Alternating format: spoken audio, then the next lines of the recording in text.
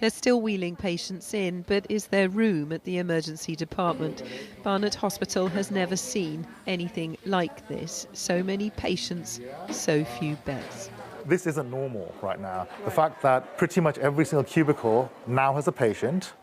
Dr Mukherjee tells me there's no such word as full. They're over capacity every day and never turn anyone away. When I come on a shift, I fully expect that we will get to a point where I will be juggling beds and pulling people out of resus just when they're near enough okay to be stepped out.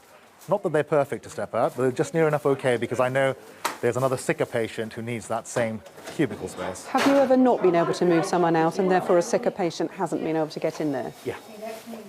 This department was built to see around 275 patients, but this ED, when it's busy, can see 470, and only 10% of those end up needing to be admitted. Many of those have to wait for hours because the wards upstairs are full.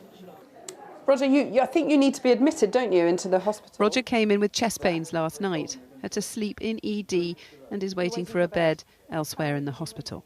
It's not a very good time at the moment, what with COVID and everything else. So, I'll take my turn. Bed space is not the only concern here. The department has had to set up an area for dozens of patients who just need a GP.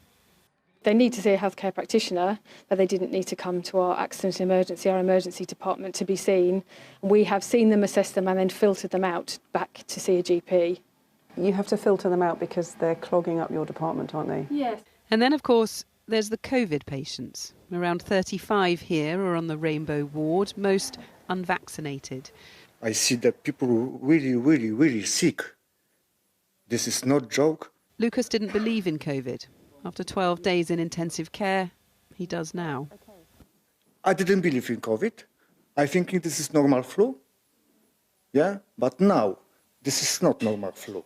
This virus take the lives and take, for example, from my lungs, like around maybe 10 years.